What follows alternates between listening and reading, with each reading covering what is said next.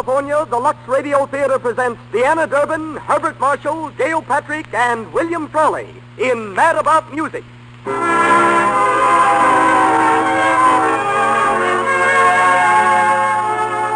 Lux presents Hollywood. Our play, the sentimental comedy of a young girl hungry for the love of a father, and what happens when circumstance forces her to adopt one.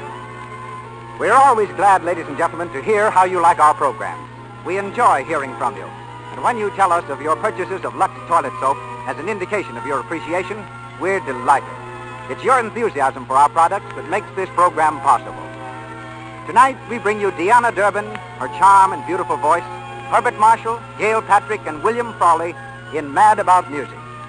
Our special guest is Mrs. Kellyphine Morrison of the Los Angeles Public Schools, giving us some interesting sidelights on the training of movie children. Louis Silvers conducts the orchestra. We had expected that Mr. DeMille, our regular producer, would be back with us tonight, but his doctors advised that he defer his return for one more week. Taking his place this week as guest producer, we are fortunate in having that famous and much-loved Broadway and Hollywood personality, Walter Houston. You all know him, you all admire him. We've had him here before in the Lux Radio Theater in such famous plays as Dodsworth. This week, he shows us another side of his versatile personality as guest producer of the Lux Radio Theater. I am happy indeed to bring back one of our best friends. Ladies and gentlemen, Walter Houston.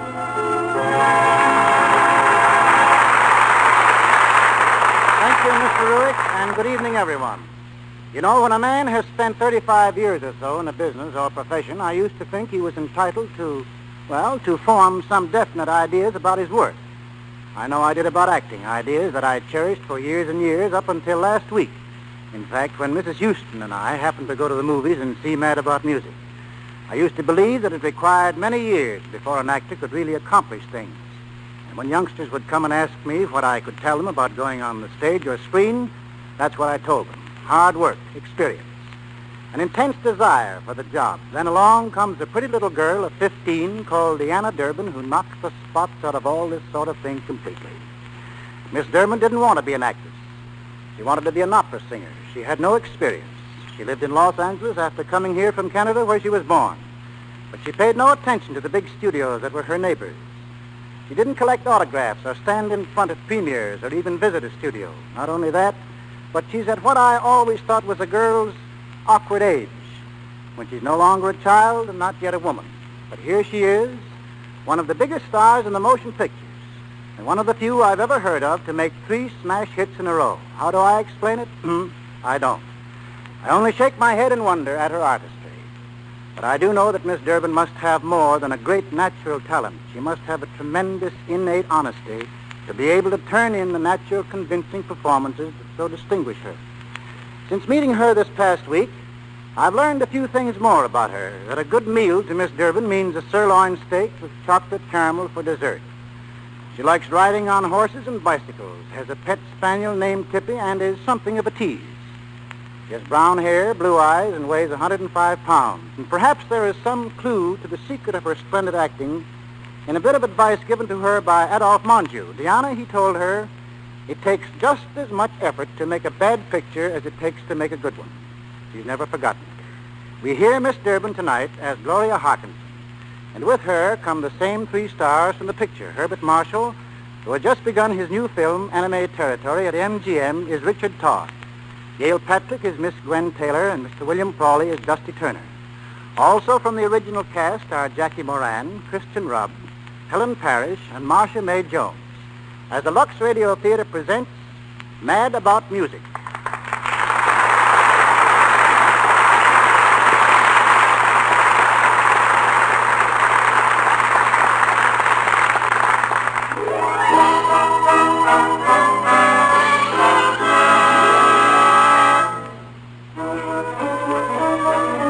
An opening at the Chinese Theater in Hollywood. The picture has just ended, and the crowd filters into the floodlighted patio, eager to exchange opinions, eager to announce the birth of a new star. You'll fire, it can't miss. Gwen Taylor makes it. Gwen Taylor is right. She's They should have started long ago. Star now. She's marvelous.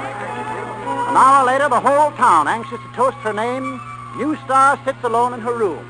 There's a letter in her hand, and as she reads, her lips slowly frame the cherished words. Her manager knocks at the door. Hey, Gwen, can I come in? Come in. Say, there's a lot of people waiting for you to start a party. Let me finish this letter, Dusty. Oh, sorry.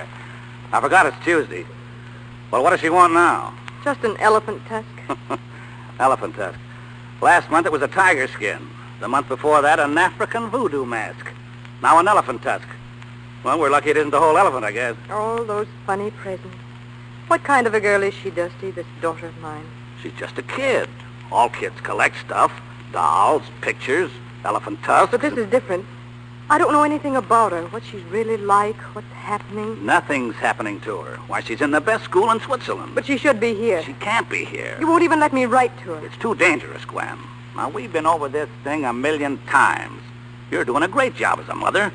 You never got married again after her father died. You never stopped working. And now the kid has everything. Everything but a mother.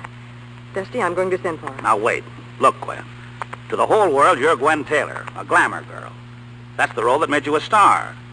Now, if they found out you had a daughter that's almost as big as you are, you'd have to start all over again. All right, I'll start over. But you can't, I tell you. Listen, you go on working, just for a while, and we'll run up a bankroll. The kind of a bankroll so that you and the kid will never have to worry again as long as you live. Then you can go to Switzerland, climb up on the highest Alp they've got over there, and tell the whole world that you're not Gwen Taylor, that you're Mrs. Sarah Harkinson, that you've got a daughter named Gloria, and that she's 14 years old. And if they don't like it, they can... Well, then they don't like it. Come on now, what do you say? All right, Dusty. Good girl. But see what you can do about that elephant tusk.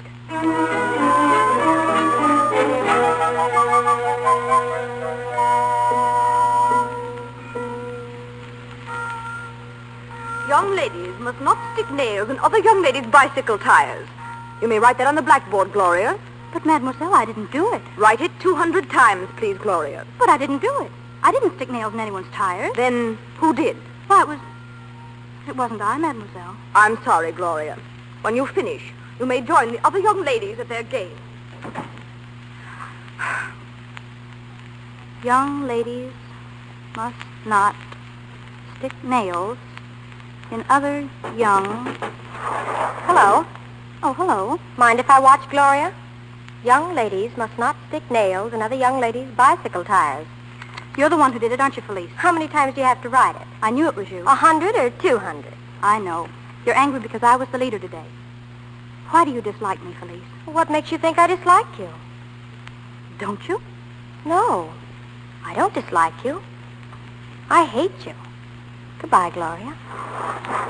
Young ladies must not stick... Gloria. Olga, you better get away from that window. If Miss Few's not see, She won't. Felice was just here, wasn't she? What did she say? Oh, nothing. She's starting up trouble again.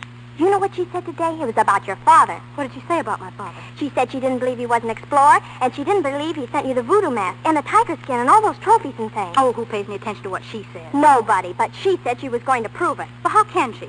What about all those letters he writes to me? Well, she says he doesn't. She says you write them yourself. Well, how did she happen to say that? It's the most awful lie. I tried to stop her. Oh, who cares? You better go now. All right. I wish you could come. Oh, Olga, if you see old Pierre around, will you tell him I want to see him? He's not here. He took the carriage into town to get garden tools. Oh, well, I'll see him tonight.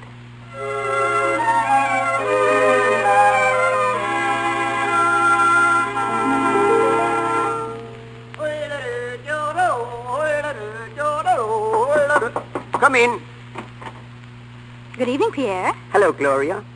How was that? Pretty good? Very good, Pierre. Sit down. Sit down. You want another stamp from my album, yeah? Well, yes.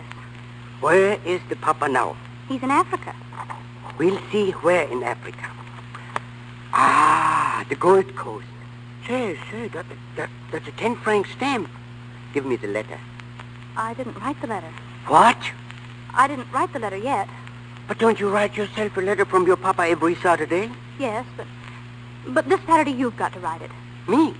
Please. Mm-mm. That's forgery. No, it isn't. Not if I tell you what to write. No. Let me think it over a few days, and when I think it over,